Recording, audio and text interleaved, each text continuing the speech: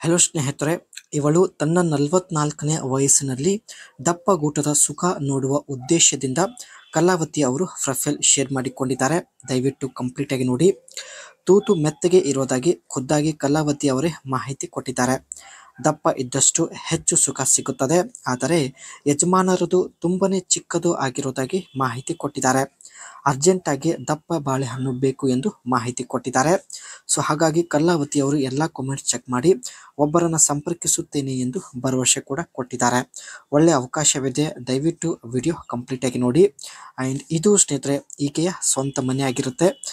ಬೆಂಗಳೂರಿನ ಅಂಜನಪುರದಲ್ಲಿ ಬರುತ್ತೆ. ತುಂಬ ಒಂದು ಹೊಸ ಡಿಸೈನಲ್ಲಿ ಮನೆ ಕಟ್ಟಿದ್ದಾರೆ ಸ್ನೇಹಿತರೆ.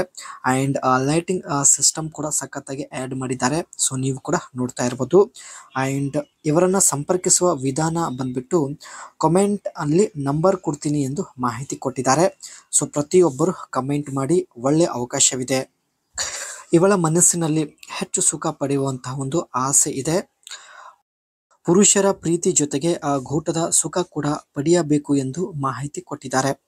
ಜೀವನದ ಎಲ್ಲ ಕಷ್ಟಗಳು ಮರೆತು ಬಿಡಬಹುದು. ಗೂಟ ದಪ್ಪ ಇದ್ದಷ್ಟು ಸ್ತ್ರೀಯರಿಗೆ ಹೆಚ್ಚು ಸುಖ ಸಿಗುತ್ತದೆ ಎಂದು ಮಾಹಿತಿ ಕೊಟ್ಟಿದ್ದಾರೆ. ಜೊತೆಗೆ ಬೇಗ ಕೂಡ ತೃಪ್ತಿ ಆಗುತ್ತದೆ. ಸೊ ಈ ಎಲ್ಲ ಕಾರಣಗಳಿಂದ ಸ್ನೇಹಿತರೆ ದಪ್ಪ ಗೂಟದ ಸುಖ ಪಡೆಯುವ ಉದ್ದೇಶದಿಂದ ತುಂಬಾನೇ ಪ್ರಯತ್ನ ಪಡುತ್ತಿದ್ದಾರೆ. ಇವರು ಪುರುಷರಲ್ಲಿರುವ ದೊಡ್ಡ ಸಮಸ್ಯೆಗಳು ಕೂಡ ನಮ್ಮ ಜೊತೆಗೆ ಹಂಚಿಕೊಂಡಿದ್ದಾರೆ.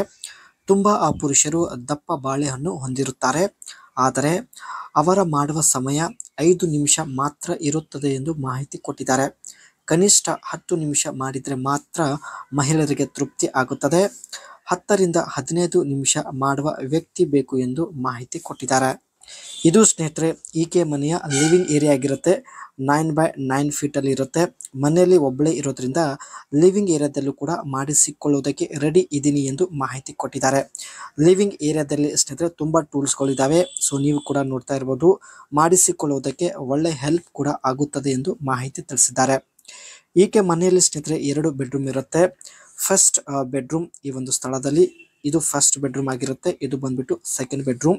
2 ಬೆಡ್ರೂಮ್ 12x12 ಫೀಟ್ದಾಗಿರುತ್ತೆ. 2 ಬೆಡ್ರೂಮ್ ಅಲ್ಲಿ ಸ್ನೇಹಿತರೆ ಫ್ಯಾನ್ AC ಇರುತ್ತೆ. ಸೊ ಲಿವಿಂಗ್ ರೂಮ್ ಅಲ್ಲಿ ಮಾಡಿಸಿಕೊಳ್ಳೋದಕ್ಕಿಂತ ಬೆಡ್ರೂಮ್ ಅಲ್ಲಿ ಮಾಡಿಸಿಕೊಳ್ಳೋದ್ರಿಂದ ಸಖತ್ ಮಜಾ ಬರುತ್ತದೆ ಎಂದು ಹೇಳಿಕೊಂಡಿದ್ದಾರೆ. ಇವಳ ಹತ್ತಿರ ಮಿಟ್ಸುಬಿಷಿ ಪೈಜೆರೋ ಒಂದು ಒಳ್ಳೆ ಕಾರ್ ಕೂಡ ಇರುತ್ತೆ.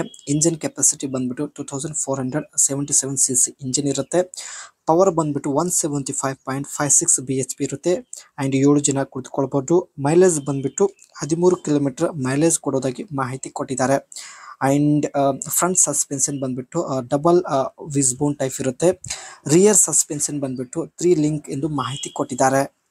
ಅದೇ ರೀತಿ ಶಾಕ್ ಅಬ್ಸರ್ವರ್ ಬಂದ್ಬಿಟ್ಟು ಕೊಯ್ಲಿಂಗ್ ಸ್ಪ್ರಿಂಗ್ ಟೈಪ್ ಆಗಿರುತ್ತೆ. ಆ್ಯಂಡ್ ಸ್ಟೈರಿಂಗ್ ಟೈಪ್ ಪವರ್ ಆಗಿದ್ದು ಈ ಕಾರ್ ಒಳ್ಳೆ ಪಿಕಪ್ ಕೊಡುತ್ತೆ. ಜೊತೆಗೆ ಕಂಫರ್ಟೇಬಲ್ ಇರೋದ್ರಿಂದ ಈ ಒಂದು ಕಾರ್ ಪರ್ಚೇಸ್ ಮಾಡಿದ್ದಾರೆ. ಹಾಗೂ ಕೇವಲ 15 ನಿಮಿಷದಲ್ಲಿ 100 ಕಿಲೋಮೀಟರ್ ರನ್ ಆಗುವಂಥ ಒಂದು ಕೆಪಾಸಿಟಿ ಕೂಡ ಹೊಂದಿರುತ್ತದೆ.